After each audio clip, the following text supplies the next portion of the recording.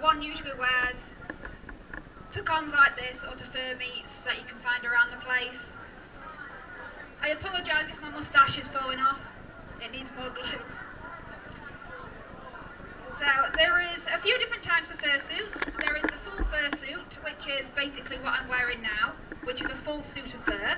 There is a partial, like you've got some of the furries outside are wearing, which usually consists of a head, hands, tail and usually the feet. And then there is actually the quad suits, where you're actually on stilts and you're on all four legs, so it's quite your wolves, your forest spirit from Princess Mononoke, that kind of thing. I'm not going to go into the quad suit side of it, because it just gets too complicated, and I've only got a little bit of time for you guys.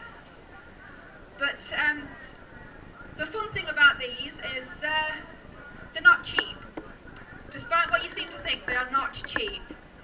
A full suit like Beowulf can range anywhere from £300 to £3,000, so it's not something to take quite lightly. It depends on the maker, it depends on the materials used, of course. You can try and make it for a budget closer to the 3-digit rather than 4-digit. Partials, which are the head, hands, tails and paws, usually start from about £150 all the way up to £1,000. Again, depending on your maker and your materials.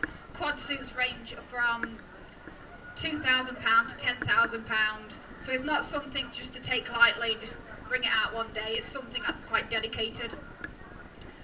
As one can imagine, you sweat in these quite a lot. There's not much ventilation in the face, so usually when it comes to ventilation, all that opens is the mouth, and that is all you breathe through. Some people do incorporate a fan into there, but the fan can be quite loud and not a lot of people like it blazing on the face constantly. So you usually wear a fursuit for about half an hour to an hour max, take it off, have some water. You will sweat, so I don't advise anyone to buy second-hand suits, just for the fact that you don't know how much they've been sweated in, you don't know if they've been cleaned properly, it's just not very hygienic. So, why is a fursuit so expensive? And it's because of this. The head is probably the most expensive part on a fursuit. Heads themselves can range up to £1,000. Blaziken here only cost about £250 to make. And it's fully wearable. It's got 180 degree vision out the eyes. Some people don't see out the eyes. Beowulf sees out the neck. And that's because he's a werewolf, so when you lower your head, the back of it actually raises up. Like a hump. Some people see out the mouth, like Zoroark, whoever came to Digicon last year. The Zoroark fursuiter, I was that, and I saw out its mouth. The different mediums for these, they usually range between a resin cast skull, which is, I believe, one of the realistic furries outside has. I use the old foam method, where it's basically a strip of foam around your head, and then you add to it to make it on. Beowulf has a movable jaw, which means when I move my jaw, his jaw moves. Blaziken does not, but it is still quite movable. I'll do this without flipping it. So you can breathe out of it. Now obviously, movable jaws make it a bit more expensive than a static jaw. For intents and purposes, if you are like the young lass down there who wants a fursuit, it's best off having a partial, because you're still growing. So if you make a fursuit and it costs £2,000 to make it, in 2 years' time you're going to be twice as tall, and that money is just wasted really. So a partial is more than good, because you can hollow it out, make it big for your head, or smaller, but I'll wait until you're 16, 17 before you get your full suit.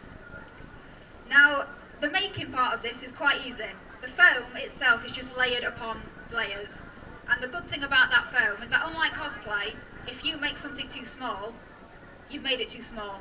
You can either adjust it, put an extra panel in, or bin it. When you cut anything off of foam, you can just glue the foam straight back on and do it again. There is nothing wrong. You can't do anything wrong when making a fursuit. Under Beowulf, that's what it looks like. It's not very pretty, but that is a basic on a balaclava base. That is all what is under there. Just a lot of foam and a lot of shaving before you eventually get some nice fur or some fleece and skin it, basically. The old foam technique has its pros and cons. The pro for it is obviously it's easily repairable. If you rip it, if you damage it, you can easily repair it. The con is that indeed it is very easy to rip. The other method is resin cast base. Now the con with that is that if you damage that in any way, if you get bashed in the face or you fall over and crack it, it's extremely hard to fix it. So I would recommend a foam base if you're starting out or you just want to have something that's going to get bashed at a con. There is a third method, but I don't advise it, which is a mesh, which is like a plastic canvas that goes all the way around your head. I wouldn't advise that because you don't want anything that close to your skin, and if anything breaks in it, it can go in your eyes and it can damage you in quite a bad way. The different types of fursuits, for the full fursuits, is a difference between plantigrade and digigrade legs. Plantigrade is where you are in human costume, so you've got human legs.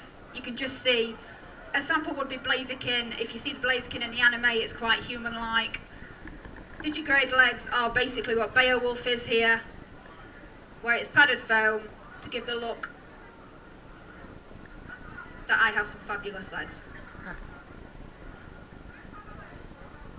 Again, the most expensive part is the digigrade legs. You can go into all the different sides of that. You've got goat legs, you've got dragon legs. You can go nuts for whatever legs they've got. All you need is foam. All that's under here is foam. That's it. And that's all it is to a fursuit. Despite what people seem to say, anyone can make a fursuit. It's just about trial and error. So I'm a cosplay maker, so I do indeed make these cosplays. I also like to encourage anybody to make cosplays, so if you want to make your own little cosplay there, little girl, then I will be happy to help you.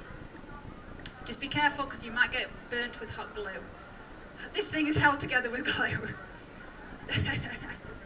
Now a good fursuit head, none of that fleece or fur is actually glued to the foam, so I could peel it off and reuse it underneath if need be. The ones that are glued to it are not often the best ones, because when you feel it, you can feel the bumps, you can feel the ridges, but a good fursuit you can just peel off, reskin if need be, remodel it. Same with the fur on the feet, that's all fur on a shoe. Same with Beowulf, it's just on a shoe, just with lots of fur. Some makers do actually make the shoes connect to the lower half, like Zoroark was last year, but just for easy things, because if it's raining outside, you don't go outside in a fursuit and you have to get to a car, you have to take your shoes off and run. So, some do's and don'ts of fursuiting: obviously don't go out in the rain.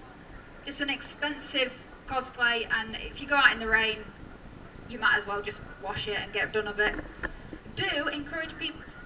We encourage people to hug us. We like nose tickles and everything like that. Another don't is don't ever approach us without talking to a watcher, because most of the time through the eyes you have no vision on very far right and very far left and straight on. And in Zoroark the vision was very, very limited.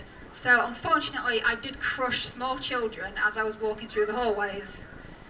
So purely for our safety, if we've got somebody with us, which is usually a parent or a best friend, just ask them if we can stop, take a photo, and then go on, or a hug. Just please, please don't come under our feet, because we will step on you, and we don't care. Any questions? No questions at all.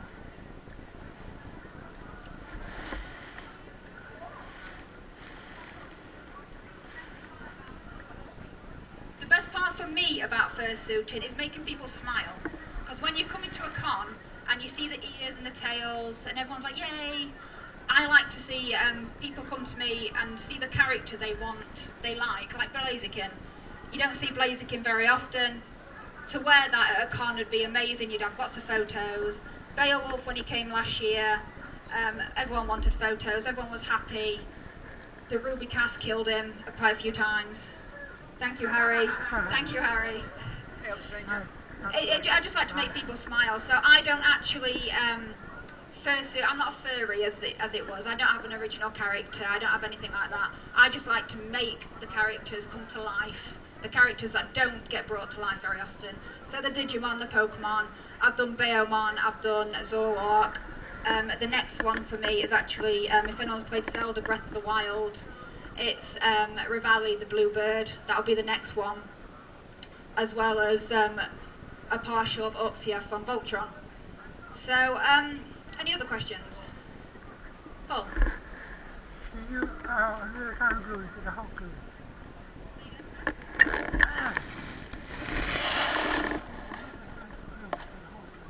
Can I use another type of glue apart from hot glue? I wouldn't advise anything too strong on the head because you've got fumes. Every time you use glue, you have fumes. That's why you're supposed to be well ventilated. I advise hot glue for foam, for basic foam to foam. For the body itself, like the claws, you might need some stronger contact glue, something quite firm, depending on what the claws are made of. These are luckily enough are foam, so we just need hot glue on them. But if they were resin, you'd need something quite strong, like a epoxy resin or something really strong. But for the head, if you're just going to make the head, just hot glue. No super glue or anything like that, because you just have fumes coming from when you sweat. Anyone else? I'm going to regret this, but you, what do you want? This is just foam. It's built up foam underneath. The reason why I use foam as opposed to resin claws, which are the hard ones, is because at a con, you're going to get people standing on your feet, you're going to have people bashing into you. So if it's a resin, they can get damaged, but also they can damage other people. So I did the foam purely for the fact that I had an instinct that I would be on the floor, I would be hunted, I would be killed basically, thank you. So that's why mine's foam, that's why everything I make is foam claws. Blaziken has foam claws, so if it was to accidentally catch anybody, it's not going to hurt them. Anyone else?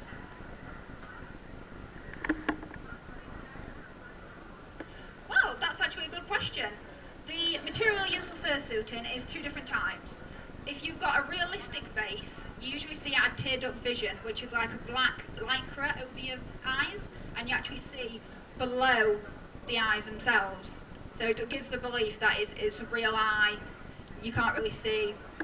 Blaziken is made from buckram, which means I can see straight through that. There's almost next to no glaze over it. You can see a little bit of the colour and a little bit of the mesh, but when you're walking you can fully see it.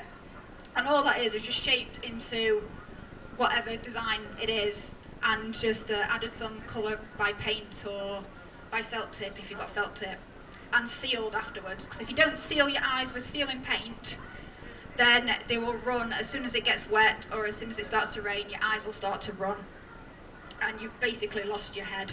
It's very hard to replace eyes without taking the entire structure off and redoing it.